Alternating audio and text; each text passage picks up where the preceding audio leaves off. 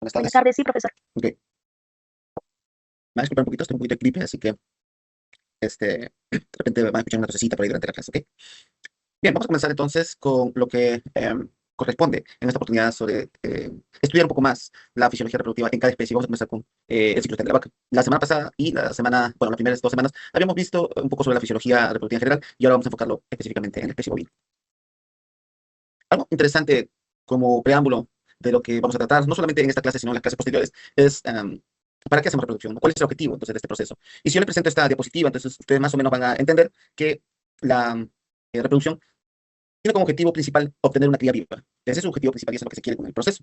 Pero para llegar a ese objetivo, vamos a tener en realidad muchos otros mecanismos y procesos que son necesarios para llegar a justamente lo que es nuestro objetivo. Si yo les pregunto entonces, ¿cuáles son aquellos procesos que se necesitan para que podamos tener el objetivo que es una cría viva? La semana pasada vimos la mayoría de todos esos procesos. ¿Cuáles eran? Por ejemplo, uno de ellos es ovogénesis. ¿Cuál sería el otro? ¿Qué otro proceso que vimos la semana pasada? Foliculogénesis. Perfecto, ¿qué más? ¿Mm? ¿Qué más? Ovogénesis, folicogénesis. ¿Qué otros procesos? Ovulación, claro que sí. ¿Qué más? Quizás hasta ahí sea un punto de quiebre, ¿no? Porque de la ovulación vamos a tener dos caminos. Uno en el cual el ovocito, que sale después de la ovulación, se va hacia el oviducto a producir el embrión. Y el otro es que el folículo se va a transformar en cuerpo lúteo por un proceso llamado luteogénesis, ¿verdad? Que vimos la semana pasada. Ok. Entonces, pero para lo que nos interesa en la parte reproductiva, obviamente nos importa lo que pase con el ovocito. Eso es o ese proceso que vimos, o bueno, que continúa a la ovulación, viene a ser la fertilización, la fecundación, implantación, gestación y parto. Estos últimos, a partir de fertilización hasta abajo, lo vamos a ver después, ¿no? Mucho, mucho después, porque ahorita vamos a enfocarnos en la hembra, luego del primer parcial, examen parcial, vamos a enfocarnos en el macho. Cuando terminemos el macho, vamos a regresar a estos procesos que vienen a ser ya la producción del nuevo ser. Entonces, eso tenganlo bastante en cuenta. Pero, ¿se acuerdan ustedes cuando hablamos de ovogénesis la semana pasada? Este proceso se quedaba estancado un poquito antes, durante, un poquito después del parto. O sea, alrededor del parto se quedaba estancado el desarrollo del ovocito y hasta el óvulo, ¿no? Se quedaba estancado. Solo se reanudaba con la ovulación. Pero este proceso de ovulación va a, digamos, no va a ocurrir durante los primeros meses de vida, inclusive en algunos casos años de vida del individuo, ¿sí? Y solamente va a empezar cuando ocurre la pubertad. O sea, cuando llega un momento donde la hembra va a querer reproducirse. Y eso viene a ser el inicio de la pubertad que lo vamos a ver en las próximas diapositivas. Y luego de eso, una vez que pasa eso, va a ser todo un ciclo continuo, siempre buscando, porque en cada ciclo lo que busca la hembra es quedar preñada. Esto ocurre lo mismo con humanos, ¿no? Entonces tengan eso bastante en cuenta. Cuando hablamos de pubertad, entonces, decimos que es el periodo de cambio conductual en el que aparecen los primeros síntomas de actividad reproductiva. ¿Cuáles son esas dos? Son dos signos que nosotros podemos evaluar, observar y evaluar para decir que la hembra está en pubertad, o por lo menos ha iniciado su etapa de pubertad. Estos dos signos son el celo o estro y la ovulación. ¿Ok? Antes de la pubertad, estos dos signos no ocurrían, pero con la pubertad, sí, o cuando empieza la pubertad, se da este proceso y va a ser en forma continua una vez que se inicia. Ahora, la pregunta ¿es igual pubertad a madurez sexual? ¿Qué opinan ustedes? No. ¿Por qué no? En general, la respuesta sí es, pero está bien, pero ¿por qué no? ¿Por qué no son iguales? Cuando hablamos de madurez sexual estamos viendo o estamos hablando principalmente cuando la hembra adquiere su total desarrollo, tanto fisiológico, del tracto reproductor e inclusive psicológico, para poder mantener una gestación. O sea, adquiere toda su capacidad reproductiva. Esto quiere decir que puede mantener una gestación posible activa. ¿Qué es lo que queremos? Ok, entonces, ¿y esto no sería lo mismo que pubertad? Obviamente que no, porque pubertad estamos diciendo que es cuando inicia la reproducción, pero no es el mejor momento para reproducir, ¿verdad? El mejor ejemplo que les puedo dar es en humanos. En humanos la pubertad en niñas más o menos ocurre a partir de los 11, 12 años, un poquito más tardío probablemente 13, pero entre los 11 y 12 años están entrando en la pubertad, o sea, están empezando a ciclar. La pregunta ¿estaría bien que una niñita que empiece su pubertad tenga o pueda quedar embarazada? Obviamente que no, porque su cuerpo todavía no está desarrollado totalmente, su trato reproductor no está desarrollado, su cerebro, o sea, la parte psicológica no está desarrollado totalmente, entonces va a sufrir, va a tener problemas, inclusive muchas veces existen. Si no hay apoyo externo, muchas de estas niñas embarazadas pueden morir, ¿no? Durante el parto o durante la gestación en general. Entonces, tengamos en cuenta eso. Entonces, la pubertad es cuando inicia los ciclos reproductivos, inicia, pero solamente puede tener, o es recomendable que entre en gestación cuando llega la madurez sexual. ¿Cuándo ocurre la madurez sexual? Por ejemplo, en vacas, que es lo que parte de esta clase, ocurre más o menos en el tercer ciclo después de la inicio de la pubertad. Entonces, es un poco para tener en cuenta cuánto debemos esperar, ¿no? Si, bueno, vamos a ver un poquito cuándo ocurre la pubertad y en base a eso ustedes van a determinar cuándo sería la madurez sexual. ¿Alguna pregunta aquí? ¿Alguna pregunta?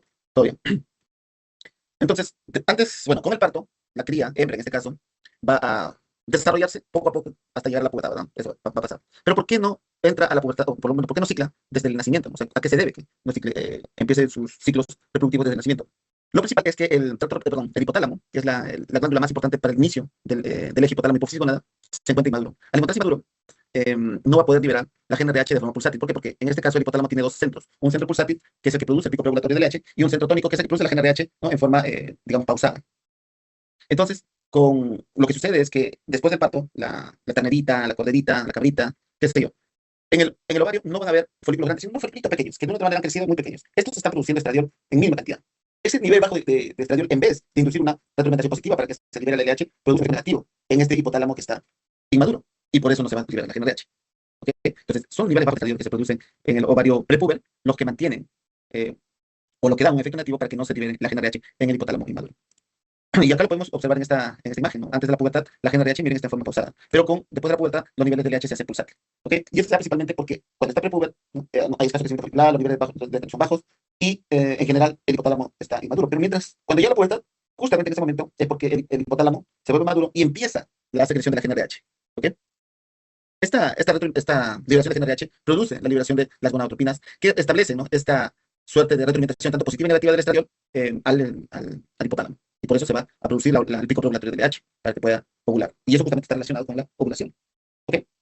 ¿Ya claro? Entonces, son dos cosas. Entonces, los niveles bajos de estradiol y la maduración del hipotálamo hacen que pueda llegar. Perdón, los niveles bajos de estradiol y el hecho de que el hipotálamo esté inmaduro hace que no haya cambios de GnRH antes de la etapa puber. Después de la etapa puber se produce, por la pubertad en general, cuando el hipotálamo madura y los niveles de estradiol se elevan. ¿Okay? ¿Alguna pregunta aquí? Muy bien. ¿Cuáles son los factores que van a desencadenar el inicio de la pubertad?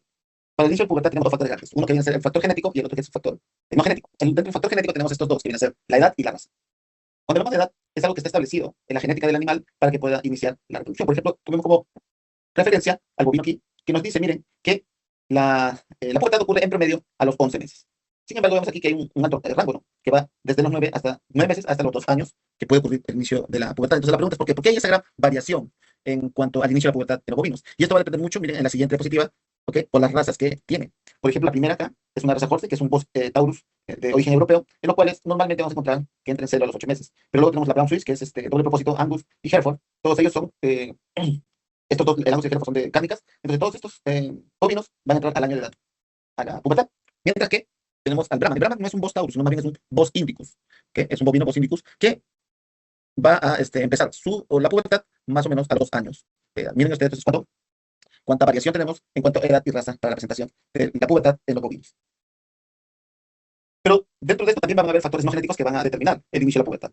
Por ejemplo, en este caso tenemos un experimento en el cual se realizó en vaquillas de leche. Vaquillas de leche, a los cuales a un grupo se le dio una dieta alta en energía,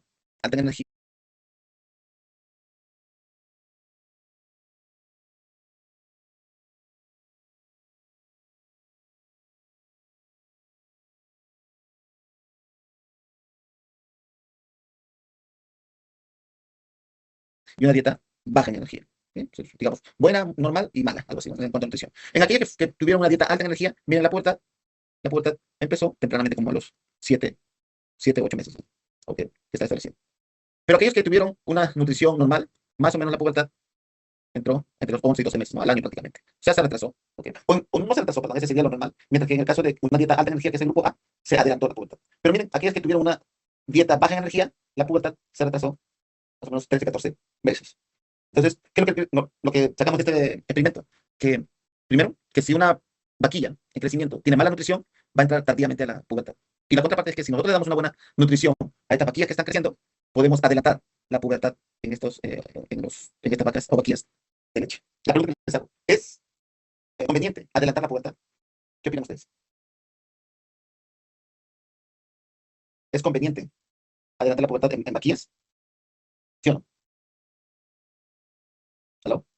¿No se escuchó bien? ¿Alguien más? ¿Qué pasa si yo adelanto la pubertad? ¿Qué pasa con la madurez sexual? ¿Se adelanta también? Entonces, ¿es conveniente adelantar la pubertad, sí o no? Sí. Claro que sí, porque si adelantamos la pubertad, Sí, vamos a adelantar también la madurez sexual. ¿Ok? Si retrasamos la pubertad, vamos a retrasar la madurez sexual. Entonces, por favor, tengan en cuenta, porque es muy importante, sobre todo en explotaciones donde se necesita, ¿no? Tener la cría lo más rápido posible. Entonces, se trabaja mucho en adelantar la pubertad. Y por eso también se ha visto que la exposición al macho puede adelantar la pubertad. Miren ustedes en este primer grupo, vamos en este primer grupo, a lo cual se le dio una dieta normal y estuvieron solas, no tuvieron exposición al macho, tuvieron ese tiempo de pubertad, el tiempo de pubertad. Aquí, estos en vaquillas de carne, ¿no? Y aquí vemos que aquellas que le dieron una dieta alta en energía disminuyeron, el inicio de la pubertad se adelantó en más o menos 3 semanas. Lo mismo que poniéndole a las vaquillas los expusieron a los toros, pero le dieron dosis normal de la dieta fue normal, pero se les hizo una exposición que tuvieron un poquito más, casi un mes de adelanto, un poco más de un mes de adelanto, no, un mes de adelanto. Mientras que si se le da una dosis alta energía, una dieta alta energía, y de paso se le hace una exposición al macho, miren, casi llega al año, o sea, mucho más del inicio de la pubertad, ¿no? Cosa que es lo normal en vaquillas de carne. Entonces, miren cómo, así inclusive la exposición al macho se puede adelantar la pubertad en vaquillas. ¿Okay? Y es conveniente nuevamente porque nos permite llegar a la madurez sexual también lo más rápido posible. ¿Preguntas? Una vez que llega la pubertad, ¿no? O cuando llega la pubertad, vamos a nuevamente recordar esto porque esto es la base de la reproducción. Y si nosotros queremos aprender ciclo estral, tenemos que entender esto también. Y lo vamos a hacer ahorita en un ejercicio. Y quiero que participen en este ejercicio que vamos a hacer. Y para que ustedes también estén prendidos en esta parte. Entonces, si nosotros nos acordamos, el hipotálamo liberaba la GnRH y esto liberaba o iba hacia la hipófisis, en lo cual liberaba la gonadotropina. Si esta permitía el crecimiento del folículo, inclusive hasta un folículo preovulatorio que produce tanta cantidad de estradiol que induce el celo, ¿no? Entonces, miren ustedes, en el primer celo también vamos a tener la acción de este eje hipotálamo hipófisis gonadal, ¿verdad? Luego de ahí, del celo se produce la ovulación, que es el segundo signo, ¿verdad? Y este folículo se va a transformar en cuerpo lúteo. Obviamente decíamos que este ovocito que queda acá se va hacia el oviducto para producir un embrión, la fecundación, fertilización. Pero este folículo que quedaba se transformaba en cuerpo lúteo, producía progesterona y evitaba que, como la progesterona de retroalimentación negativa, no permite que haya más celo y ovulación. O sea, la presencia del cuerpo lúteo con la progesterona hacen que no haya todo esto. Entonces es un poco para entender de lo que vamos a hablar más adelante. ¿Okay? Cuando la madre siente que necesita una nueva oportunidad para quedar preñada, produce prostaglandina feosalfa para inducir la luteólisis y nuevamente siga el ciclo. ¿Okay? Entonces, con esto, ¿qué es? Vamos a traer esta parte que es el ciclo estral. Ya sabemos que con la pubertad inicia la ciclicidad y esto va a ser en forma continua y se va a dar como un ciclo. ¿Y qué es el ciclo estral? Es el periodo de tiempo comprendido entre dos celos, ¿no? Como ven ahí, dos celos. Entre celo y celo, en promedio, vamos a ver que el ciclo estral se da a los 21 días. Cada 21 días la vaquita va a entrar en celo, ¿no? En celo, en celo, en celo. Pero en este ciclo, entre el celo inicial al segundo celo, durante todo este periodo van a haber fenómenos, procesos, mecanismos muy importantes que van a decirnos, ¿no? Si el animal está o no está listo para poder preñar en este caso. Entonces, una vez que entra a la pubertad y todo eso, vamos a ver que la vaca entra en ciclo todo el año. Se le considera entonces poliéstrica anual, porque entra en celo todo el año. ¿No? Celo 21 días, cada 21 días, cada 21 días está en celo. ¿Okay? Esta poliestricidad anual solamente es interrumpida cuando la hembra entra en gestación, está lactando o patologías. O sea, fisiológicamente tenemos que la gestación y la lactación, digamos, cortan la ciclicidad. Porque es normal, ¿no? La progesterona, como hemos dicho, realiza eso. Pero a veces puede haber patologías que hacen que no entren en celo, pero ya es la posibilidad del clínico, ¿no? O sea, eso lo van a ver ustedes cuando tengan el curso de probablemente patología, fisiopatología con la doctora Milena, o si quieren recordar conmigo en el curso de fisiopatología de la reproducción, este es en el 9º ciclo, es un poco más adelantado, ¿no? Pero por ahora, la parte normal es esta la que ustedes están llevando. ¿Okay? Olvídense un poco de la parte patológica. Entonces aquí es lo que queríamos, vamos a hacer el ejercicio y ustedes me van a ir ayudando a resolver. ¿Okay? ¿Qué es el ciclo estral? Es que hay el periodo entre celos. ¿Okay? ¿Y cómo se produce esto? Lo primero es que decíamos acá, ¿no?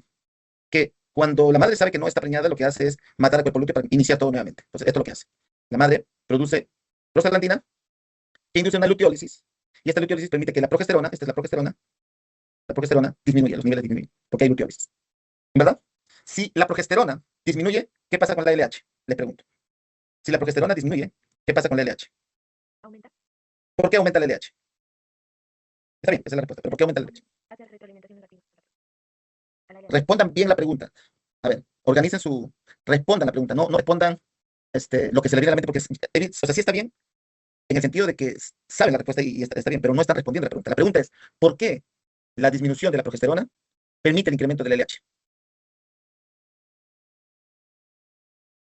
¿Alguien? ¿Nadie? O sea, la respuesta estaba bien, solo que no ha respondido a la pregunta. Y la pregunta nuevamente es, ¿por qué la disminución o el descenso de progesterona permite, ¿no? La elevación de la LH? Porque la progesterona inhibe el LH y si hay menos progesterona habrá más LH. Perfecto, eso es, ¿no? Eso es lo que ustedes tienen que entender, responder las preguntas, ¿ok? Y sí, eso es. Entonces, al no haber progesterona, no hay retroalimentación negativa. Entonces, utilicen ya los términos que hemos visto anteriormente. Y acá es donde tiene que aplicar ese cuadro, ¿okay? O el gráfico, perdón. Entonces, al no haber retroalimentación negativa, la LH se eleva. Y si se eleva la LH, ¿qué pasa con el folículo? ¿Qué pasa con el folículo si se eleva la LH? ¿Qué El pasa? folículo crece ¿Por qué crece el folículo? porque el LH induce el crecimiento folicular. Perfecto, excelente. Y al haber más LH, más crecimiento. Al haber más LH, más crecimiento. Y el crecimiento del folículo, ¿qué hormona induce el crecimiento de este folículo? ¿El folículo qué hormona produce? Estradiol. Y entonces, al ser más grande el folículo, ¿qué va a pasar con el estradiol? Disminuye. No. Si es más grande el folículo, ¿qué va a pasar con el estradiol? Es como que tienes una tienda pequeña y esa tienda produce 100 panes, pero luego esa panadería se agrandece y produce 1000 panes. Y quieres hacer la panadería y produce 10.000 panes. Entonces es igual, el folículo produce estradiol. A mayor tamaño el folículo, ¿qué pasa con el estradiol? Aumenta. Aumenta, claro que sí, aumenta los niveles. Y si hay más estradiol, ¿qué pasa con el LH? Aquí, LH. Aumenta. ¿Y por qué aumenta? Mira la pregunta. ¿Por qué aumenta la LH ante el aumento del estradiol? Por retroalimentación positiva. Nuevamente, respondan la pregunta. ¿Estás bien? Solo que tienes que responder la pregunta. Hace retroalimentación negativa a la FSH y por eso entra la LH. ¿FSH dijiste, creo? Sí, o sea, baja la No FSH. FSH, no FSH. Estamos LH. Nuevamente la pregunta es, ¿por qué? Y está bien, ustedes me dijeron, ¿por qué el aumento del estradiol permite el aumento de la LH? Estaba bien tu respuesta que dijo el compañero, solo que tienes que completarme mejor. Porque ya no habría efecto de supresión de feedback negativo. Pero la progesterona ya fue. El feedback negativo es de la progesterona. Estamos, nuevamente, es la última vez que le repito la pregunta. ¿Por qué el aumento del estradiol induce el aumento del LH? Porque cuando ya alcanzó su pico máximo, ya lo que hace es que el óvulo como que ya está listo. ¿Puede decirse así, profe? O sea, no te pido el porqué de, digamos, la finalidad, sino fisiológicamente por qué el estradiol permite el crecimiento del LH. Porque, y lo dijeron anteriormente, solo que no estaba completo la respuesta. ¿Ok? Porque el estradiol ejerce retroalimentación positiva sobre la LH. Esa es la respuesta correcta. Si ustedes ponen, porque hay retroalimentación positiva, yo no sé de quién con quién. ¿Me dejo entender? Yo no sé de quién con quién. Porque hay retroalimentación negativa, ¿de quién con quién? ¿Quién a quién? ¿De dónde hacia dónde? ¿Me dejo entender cuando digo respondan bien? ¿Sí? ¿Ok? Entonces, va a crecer el estradiol por una retroalimentación positiva, perdón, el LH por una retroalimentación positiva del estradiol. Eso lo hemos visto, ¿no? Eso lo hemos visto anteriormente en este cuadro. El estradiol ejerce una retroalimentación positiva sobre el LH. ¿Ok? Muy bien, se eleva. Al elevarse más el LH, ¿qué pasa con el folículo? Al haber mayor LH, ¿qué pasa con el folículo? Sigue creciendo, ¿no? Sigue creciendo, gran cantidad. Perdón, tamañote, bien grandote el folículo. Y este folículo que está grandote produce gran cantidad de estradiol, bastante estradiol que hasta que llega un pico de estradiol. ¿Este pico de estradiol qué desencadena? El celo. El celo, perfecto. ¿Se dan cuenta por qué viene el celo? Si le preguntaran en el examen, ¿no? El mecanismo de la producción del celo es por un aumento del o por el pico de estradiol que se produce porque el folículo ya está grandote, ¿no? Este folículo grandote te produce el pico a este se llama el folículo preovulatorio, al folículo preovulatorio. Pero este folículo preovulatorio está listo para ovular. Entonces, lo que hace el pico de estradiol, induce también un pico de LH. A este se le llama el pico preovulatorio de LH. ¿Y este pico preovulatorio de LH qué desencadena? ¿Qué desencadena el pico preovulatorio de LH? Desencadena la... ¿Ovulación? Claro, entonces, siempre que haya celo, va a haber ovulación. ¿Ok? Cuando no hay celo, probablemente no hay ovulación. ¿Por qué? Ahí está la respuesta y respondan bien. ¿Ok? ¿Entendieron la pregunta, no? Si hay celo, va a haber ovulación, ¿no? Y si no hay celo, probablemente no hay ovulación. ¿Por qué? Porque no se alcanzó el pico del LH. Ya. Claro, si no hay un pico preovulatorio de LH, no hay ovulación. ¿Pero por qué? Nuevamente, no está respondiendo, o sea, más o menos. Ya está lo que le pregunto y así no responde, o por lo menos no me dan una iniciativa y les dejo como tarea, ¿sí? ¿Por qué? Vamos a ir de frente, ¿no? La no presentación de celo, con la no presentación de celo es muy probable que no haya ovulación. ¿Por qué? Porque cuando hay celo, sí hay ovulación. Es como que es un síntoma de que la ovulación va a ocurrir. Pero cuando no hay celo, es lo más probable que no haya ovulación. ¿Por qué? Porque si no hay celo, no habría suficiente estradiol para desencadenar el pico de LH. Perfecto, eso es. Una estrellita, una estrellita para ti. Esa es la respuesta. ¿Entendieron todos, no? Entonces, solo que tu audio está un poquito bajito, pero esa es la respuesta. ¿Ok? Entonces, Profe, ¿podría repetir lo que dijo? ¿la qué? A ver, pregúntale a las compañeras nuevamente, a ver qué responde ella. Es que se escucha un poco bajo. Aquí está, atentos. A ver, nuevamente, ¿cuál es tu nombre que respondiste? Guadalupe. Sí, más fuerte, ¿no? De verdad no se te escucha bien, pero o sea, sí te entendí. Guadalupe. Guadalupe. Sí. Entonces, ¿por qué cuando no hay celo es muy probable que no haya ovulación? Fuerte. Guadalupe. Porque si no hay celo, no habría suficiente estradiol para desencadenar el pico de LH. Perfecto. No, más que todo, está bien, solo que más que todo, la no presencia de celo quiere decir que no hay pico de estradiol, o sea, no hay suficiente estradiol, como dice su compañera, y por ende no va a haber pico preovulatorio de LH, ¿no? Excelente. Es lo que me hace recordar, ¿ya? Tu nombre después para ponerte la estrellita en tu puntaje. Ok, y eso es lo que quiero ustedes que entiendan, porque si no entienden, pregúntenme, porque esto es la base de la reproducción y ustedes lo van a manejar siempre. No quiero que se vayan ustedes a trabajar en cualquier especie, ¿no? Y no entiendan de lo que están hablando cuando hablan de celo, qué es el celo, cómo se produce, qué es la ovulación, cómo se maneja, cómo se controla, y van a ver ustedes que conociendo esto, en verdad es bastante sencillo. Sencillo en el sentido de que, obviamente, no siempre van a estar, de repente, en mi caso sí, es parte de mi digamos, vida diaria, está pendiente de esta parte, ¿no? Pero lo mínimo que ustedes pueden entender es esto. Y como les decía al inicio, no pierdan sus diapositivas, no pierdan sus notas. Esto le va a servir porque no cambia, o sea, esto no cambia con la anatomía, no va a cambiar nunca. ¿Ok? Entonces, esto es básico y tienen ustedes que manejarlo. Muy bien. Entonces, después de la ovulación, ¿qué pasa? el folículo se va a ir transformando en cuerpo lúteo. Pero este folículo entonces ya no produce estradiol. Si no produce estradiol, porque ha ovulado, los niveles de estradiol van a bajar, bajan, ¿verdad? Baja. Y obviamente los niveles de LH también, porque ya no hay retroalimentación positiva. Entonces los niveles de LH van a bajar, no importa. Pero hay otra hormona que va a empezar a subir, es la FSH, aquí. Pregunta, ¿por qué la FSH empieza a subir? ¿Por qué la FSH, esta hormona empieza a subir? ¿Por qué? Hay otra hormona que baja, ¿no? Que es el estradiol. El estradiol baja. Y la LH sube. La pregunta es, ¿por qué entonces la FSH se eleva cuando baja el estradiol? Porque ya no va a ejercer retroalimentación negativa sobre el FSH. Sí, te falta más. ¿Con quién? El estradiol sobre el Ese es FSH. completo, ahora sí completo entonces. O sea que el estradiol ya no va a ejercer retroalimentación negativa sobre el FSH. Perfecto. ¿Ya viste qué facilito? ¿Has visto? Así es lo que se tiene que hacer. Excelente, muy bien. Ok, entonces vamos viendo, ¿no? Que ya no hay el efecto supresor, ¿no? La retroalimentación negativa del estradiol. ¿Y qué es el FSH? ¿Qué función tiene el FSH? ¿Se acuerdan? Era, ¿cuál es FSH? Hormona estimulante de folículos. Producía el crecimiento folicular, ¿verdad? Entonces la FSH lo que hace viene, agarra un grupo de folículos en un proceso llamado reclutamiento, pues, a la primera fase de la onda folicular, agarra y dice, crezcan, ¿no? Como lo dice Dios, ¿no? Jesucito. Crezcan y expándanse, algo así, ¿no? Reproduzcanse, ¿no? Algo así, ¿no? Entonces los agarra y dice, crezcan. Pero estos folículos, como ¿no? Todos son como los hijos, son, a veces te pagan mal la mayoría. Entonces producen estradiol, y ese estradiol hace que, ¿no? Produce estradiol, un poco está el crecimiento de estradiol se va lejos, pero más o menos es así. Produce estradiol, y ese estradiol lo que hace es un efecto negativo sobre los folículos. Por eso estos folículos, lo primero, perdón, efecto negativo sobre el FSH, y la FSH baja rápidamente. O sea, por un tiempito no va a estar vivo, solo para hacer crecer un grupo en el reclutamiento. Pero el estradiol hace que, efecto negativo para que disminuya.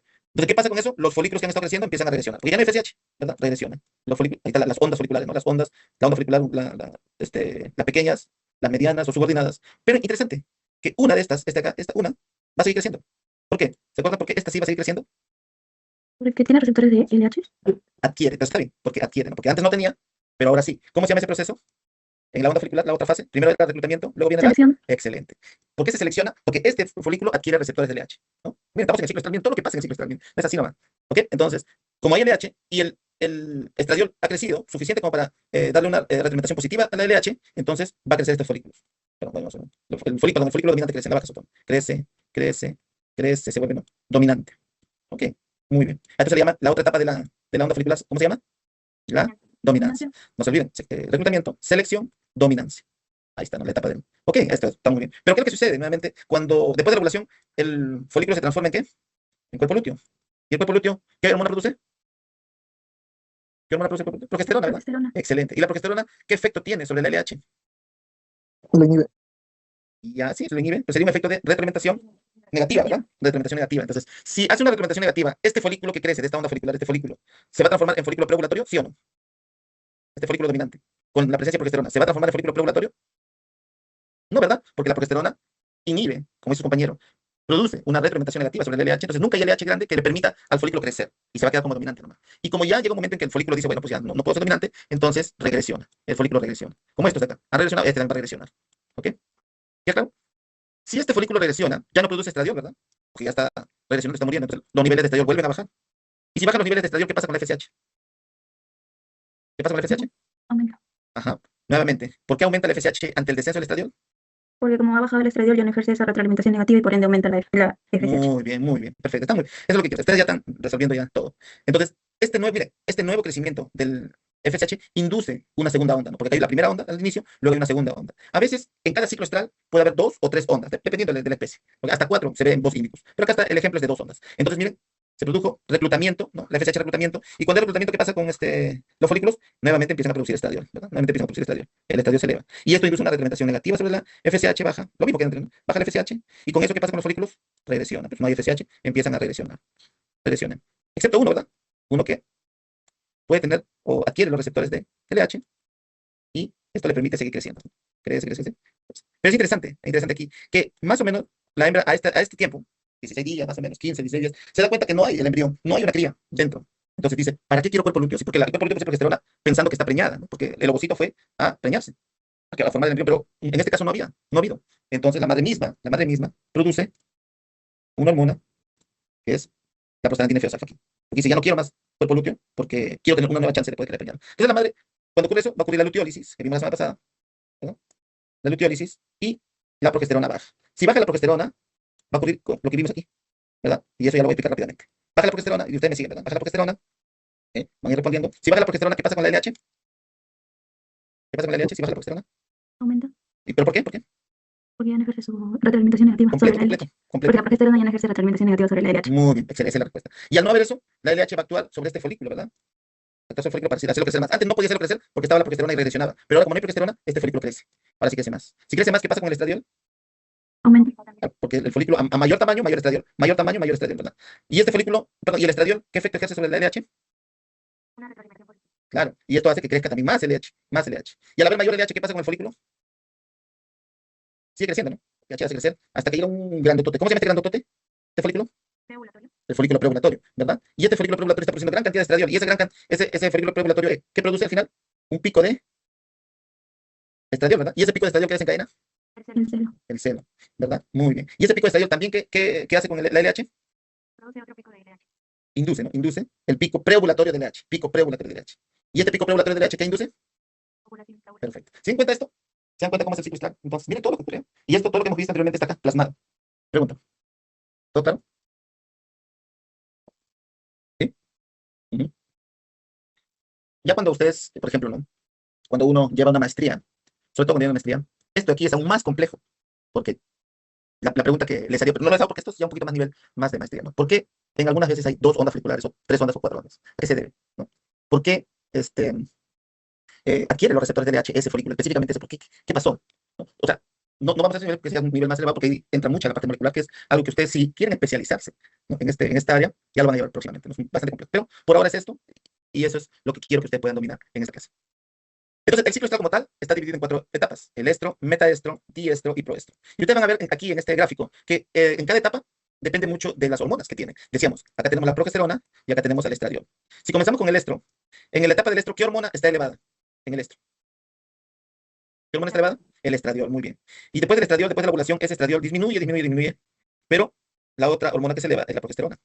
Entonces, en esta segunda etapa se caracteriza por un aumento paulatino del progesterona y un descenso radical del estradiol. Esta etapa se llama el metaestro, ¿ok? Y luego, el que le sigue es el diestro, en el cual tenemos ya los niveles elevadísimos de progesterona, muy, muy elevados de progesterona. Al final del diestro, los niveles de progesterona bajan, y cuando bajan los niveles de progesterona, los niveles de estradiol suben. Entonces, la etapa en la cual empieza a elevarse los niveles de estradiol, o se elevan, se llama proestro. ¿Ok? Ven ustedes que prácticamente las 4 etapas se basan en el manejo de estas 2 hormonas. ¿Preguntas? Bien. En algunos textos van a ver que el ciclo estral lo dividen en 2 etapas, en 2 fases: fase folicular, fase luteal. Pero en general la fase folicular incluye al proestro y al estro, y la fase luteal incluye al metaestro y diestro. En términos, ¿no?, generales, lo mejor es tratarlo como etapas, no como fases. ¿Ok? Pero les digo porque van a encontrar en algunos textos esta clasificación. Aquí ustedes pueden observar el ciclo estral, algunos parámetros reproductivos de la vaca. Y vamos a ver, yo lo que quiero que aprendan, les dije creo que anteriormente, tienen que saber el tiempo de gestación de todas las especies, todas, eso sí. A pesar de que se dediquen a animales menores, animales mayores, equinos, porcinos, qué sé yo, investigación, vida silvestre, lo que quieran, ustedes como médico veterinario tienen que saber el tiempo de gestación de todas las especies domésticas, por lo menos. ¿Ok? Y el ciclo estral, ¿no? ¿Cuánto dura el ciclo estral? En este caso estamos viendo que es 21 días en la vaca. Y vamos a ver todas las especies domésticas, y ahí ustedes van a dominar esto. Y algo interesante también, quiero que sepan siempre el tipo de ovulación que tiene, ¿no? La mayoría de especies es espontánea, vimos la semana pasada que es espontánea, y muy pocas especies tienen ovulación inducida. Entonces eso también vamos a ir viéndolo poco a poco. ¿Alguna pregunta hasta aquí? Ujú. Ups. ¿Están presentes o me han abandonado?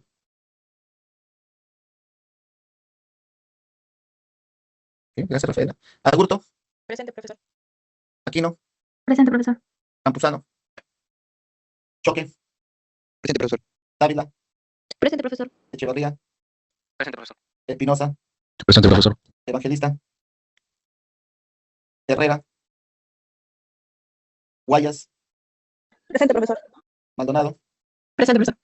Morales, Presente, profesor. Pauca, Presente, profesor. Pérez, Presente, profesor. Plaza,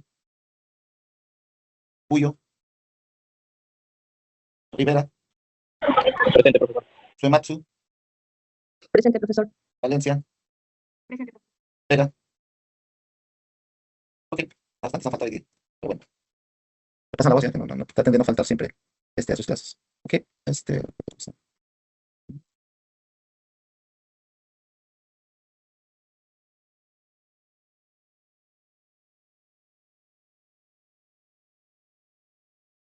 bien, entonces, vamos a ver unas etapas para ir avanzando. El estro es el periodo en el cual ocurre el celo. Y el celo es obviamente el momento en el cual la hembra es receptiva al macho. Los signos que vemos son, que vamos a ver pueden ser descarga vaginales, vamos a tener una descarga bastante cristalina, sin olor, es una característica de esta descarga, ¿ok? Este acá, y bastante viscosa. También vamos a observar en la vulva hinchazón,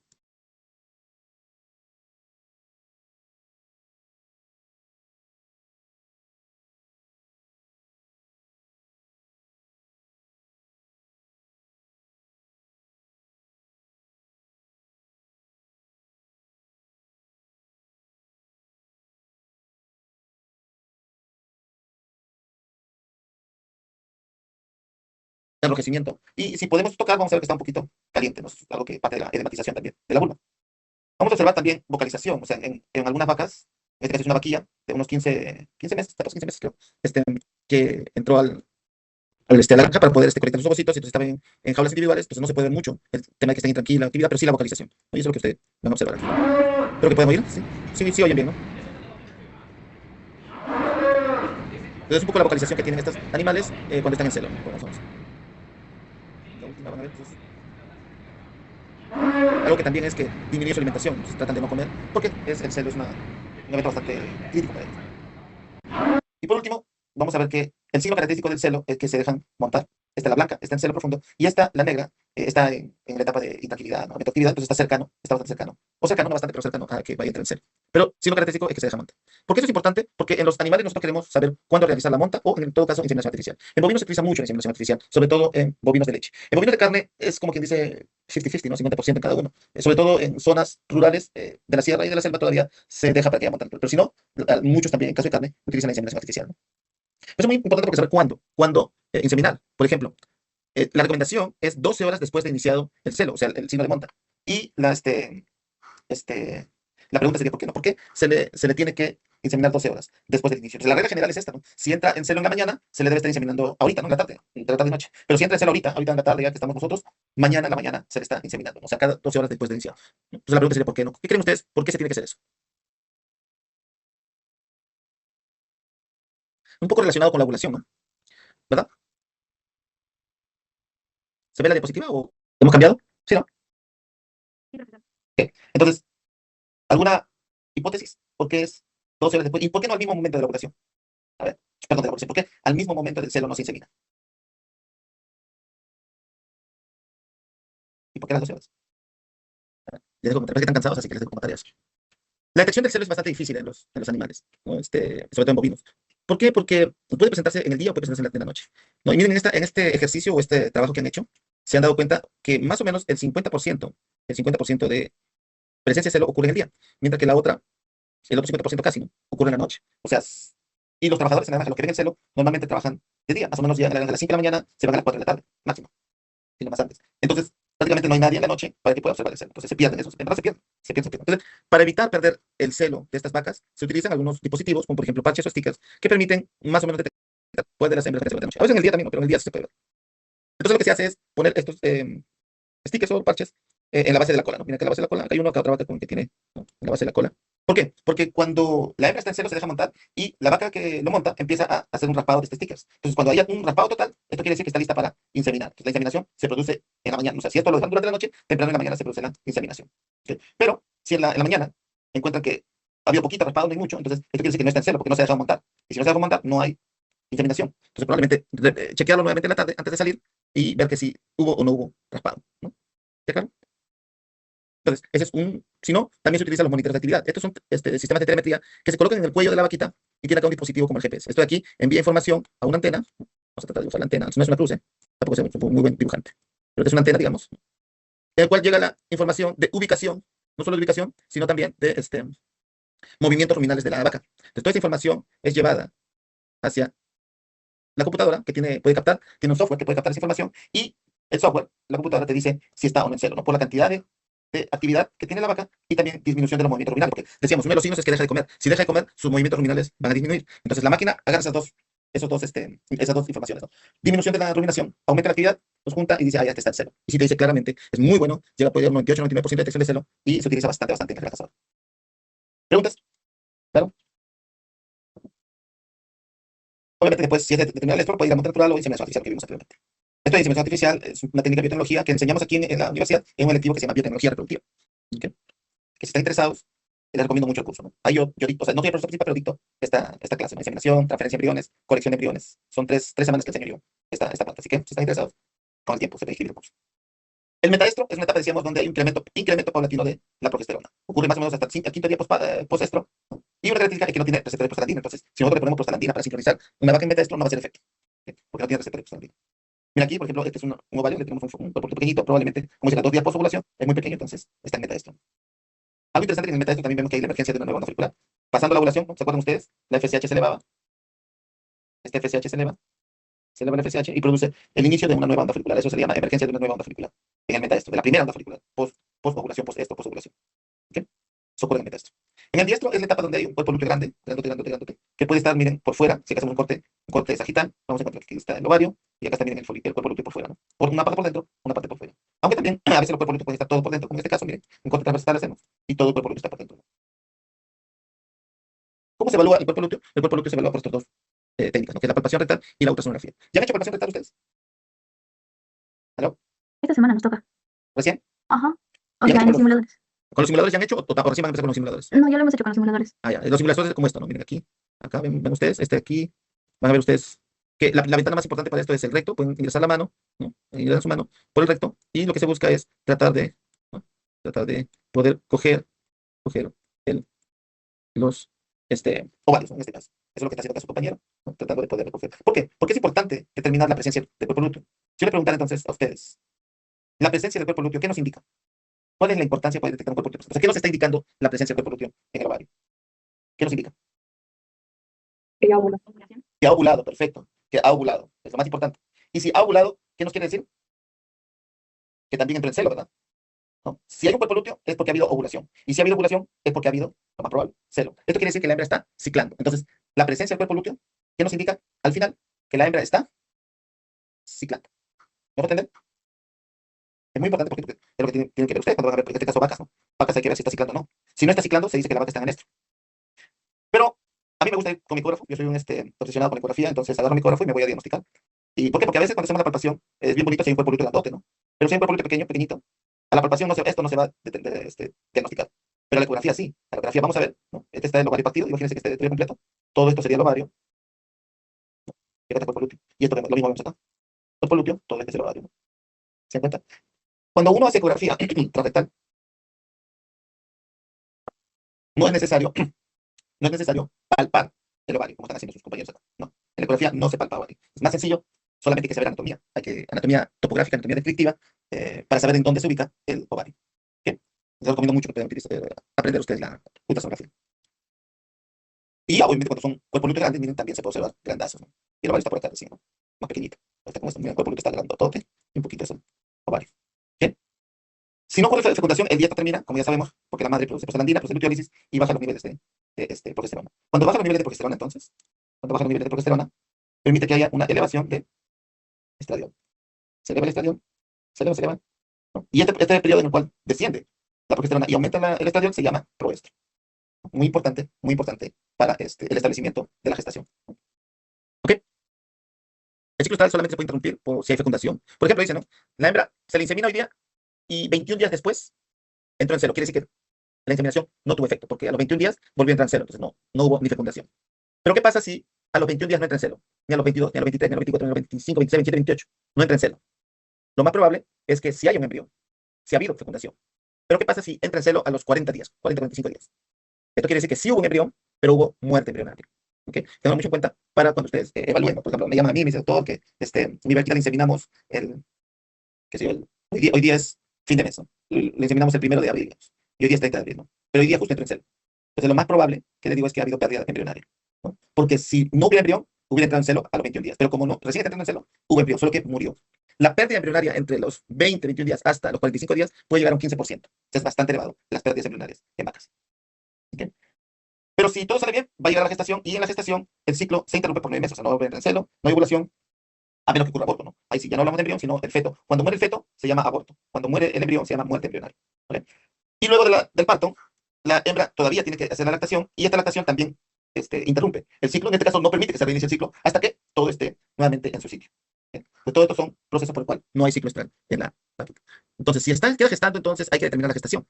Nuevamente, ustedes en palpación rectal, ustedes van a poder detectar los cuernos uterinos, ¿no? Entonces ahí van a ver ustedes que se puede diagnosticar gestación por palpación, pero siempre más retrasado, ¿no? Como a los 45 días. Hay algunos colegas que dicen que puede ser los 30 días.